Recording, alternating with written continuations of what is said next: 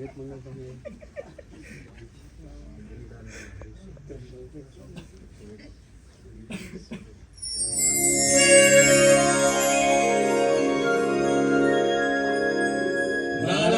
હરે સચ્ચિદાનંદ પ્રભુ, નારાયણ હરે સચ્ચિદાનંદ પ્રભુ, નારાયણ હરે સચ્ચિદાનંદ પ્રભુ, નારાયણ હરે સચ્ચિદાનંદ પ્રભુ.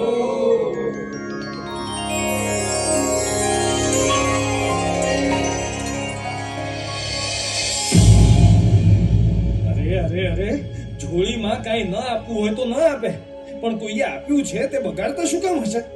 આને તો અસુર જ કહેવાય, અસુર. આવું તે કંઈ થાય? આવાને ભગવાન ક્યાંથી માફ કરે? અરે શું છે ગોવિંદભાઈ, હમણાં પેલી ફળીમાં જતા તો આનંદમાં હતા, અને એવું તો શું થયું કે આમ આખો ભાવફેર જ થઈ ગયો. હવે શું કહું સ્વામી આમાં તમને હું?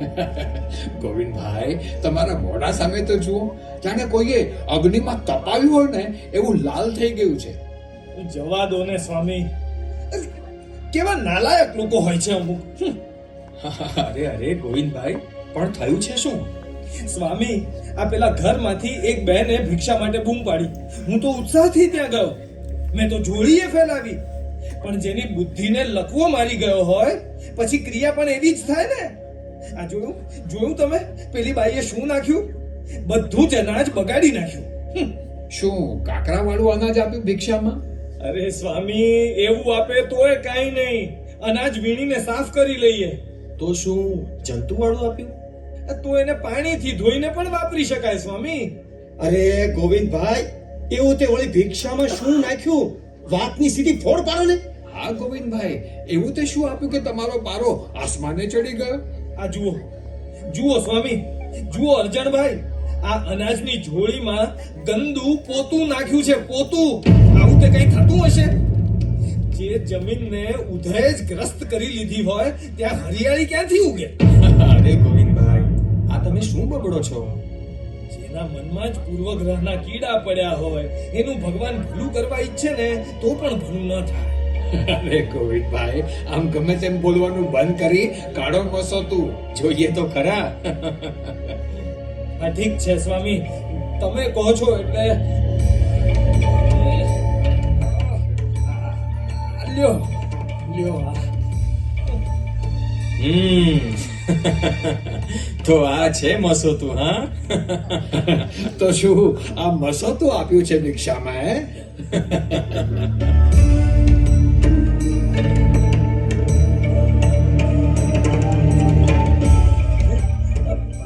આ પેલા સ્વામી આ મસોતા સાથે શું કરે છે? ગોવિંદભાઈ, આ મસોતું ધોતા હોય એવું લાગે છે. શું? ચાલો ચાલો ચાલો, આપણે ત્યાં જઈને જોઈએ જરા. ચાલો. હા ચાલો ચાલો ચાલો.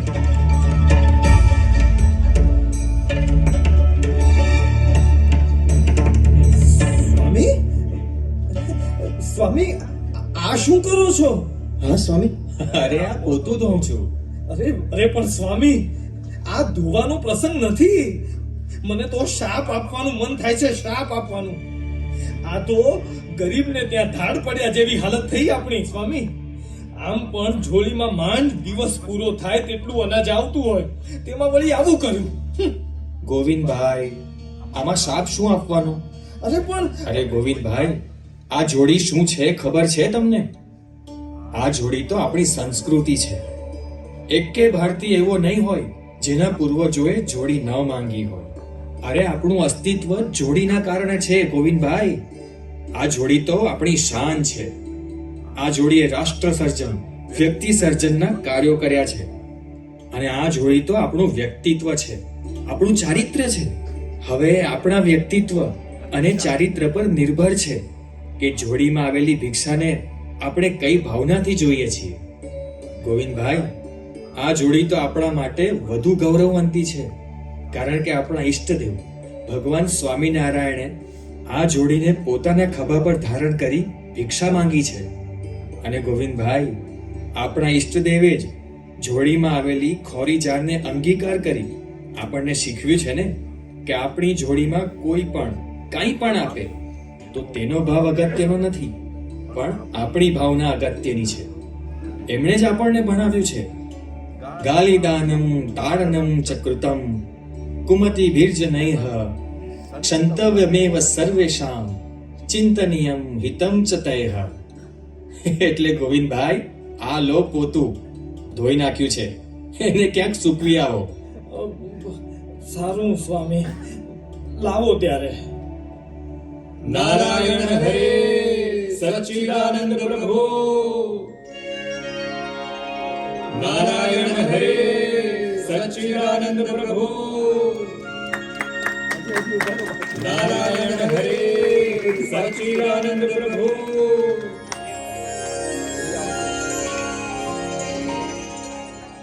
આજે તો ભાઈ ખૂબ જ આનંદ આવી ગયો.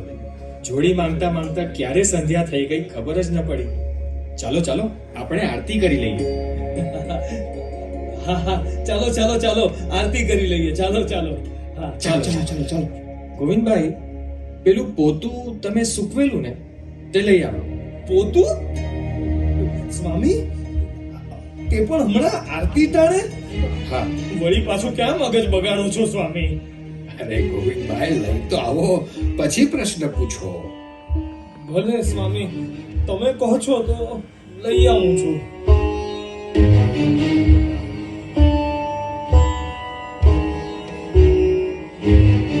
હાલો સ્વામી, આ તમારું પોતું. ચાલો આપણે આમાંથી દોરા કાઢીએ. શું? દોરા?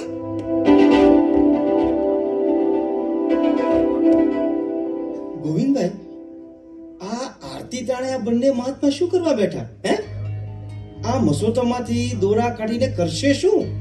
અર્જણભાઈ, ભલે ને મને આ મસોતા સાથે પ્રશ્ન હોય, પણ એટલું તો સમજુ જ છું કે સંતોની ક્રિયામાં કંઈક ને કંઈક રહસ્ય હોય જ. અર્જણભાઈ, ચલો देखते हैं आगे आगे होता है क्या.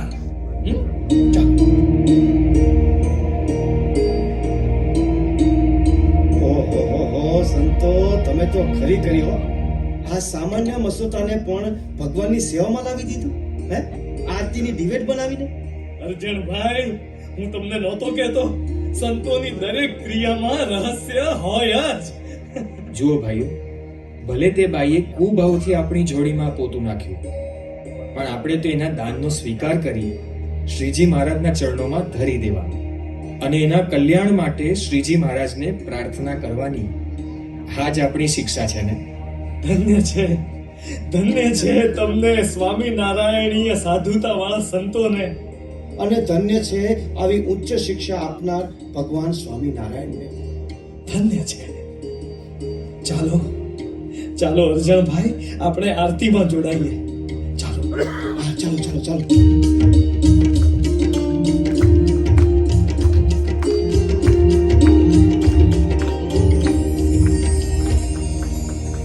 આ વાતને 10 વર્ષ વીતી જાય છે. આ બંને હરિભક્તો કોઈક સમય પ્રસંગે ભેગા થાય છે. ઓહો ગોવિંદભાઈ, કેમ છો? હે, ઘણા વખત પછી મળ્યા. હવે જુઓ ને, આ વ્યવહાર જ એવો છે ને કે બધું જ કરાવે, ગામતરાય કરાવે. ઈ વાત તમારી સાચી હો. આ વેપાર અર્થે 10 વર્ષ મુંબઈ જવાનું થયું હતું, એટલે જ મળાયું નહીં. એ તો વ્યવહાર છે એટલે કરવું પડે હો ગોવિંદભાઈ. પણ ગોવિંદભાઈ, તમને યાદ છે પેલા બેન જેમણે સંતોની જોડીમાં પેલું પોતું નાખ્યું હતું? હા હા હા અર્જણભાઈ, એ તો કેમ ભૂલાય હે?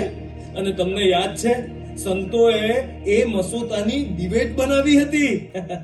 પણ અર્જણભાઈ, એ વાત વળી અત્યારે કેમ યાદ આવી તમને? અરે ગોવિંદભાઈ, પછી એ બેનનું શું થયું તમને ખબર છે? ના ના.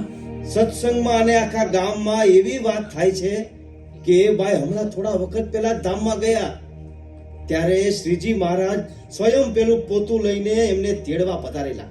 શું વાત કરો છો અર્જણભાઈ? મહારાજ સ્વયં તેડવા આવ્યા? અરે હા હા, તે પણ પેલા ગંદા મસોતા સાથે. ઓહો હો હો, અર્જણભાઈ, આપણી સમજણ જુદી અને મહારાજની સમજણ જુદી. આપણે ઉતાવળીયો નિર્ણય કરીએ પણ શ્રીજી મહારાજ તો રજ જેવા જીવને પણ મહાન બનાવી દે. પણ અર્જણભાઈ, મારે તો પેલા સ્વામીનો આભાર માનવો પડે. બાકી હું તો ગુસ્સાથી એ બેનને ગાળો જ આપતો હતો, પણ પેલા સ્વામીએ મારી હટ સામે ન જોતા પોતાની શ્રીજી મહારાજની આપેલી શિક્ષા સામે જોયું. સ્વામી, તમારો ખૂબ ખૂબ આભાર. તમે મને મોટા અપરાધમાંથી બચાવી લીધો સ્વામી. ગોવિંદભાઈ, પેલા સ્વામી સાચું જ કહેતા હતા હો. આ જોડી તો ચમત્કારી છે. આ સ્વામિનારાયણની જોડીમાં કોઈ ગમે તે નાખે, ગમે તે ભાવથી નાખે, અંતે તો ભક્ત વત્સલ ભગવાન સ્વામિનારાયણ અંગીકાર કરે જ છે. ખરેખર ધન્ય છે ભગવાન સ્વામિનારાયણને, ધન્ય છે એમના સંતોને, અને ધન્ય છે ભગવાન સ્વામિનારાયણની આ જોડીને. જય સ્વામિનારાયણ. જય સ્વામિનારાયણ.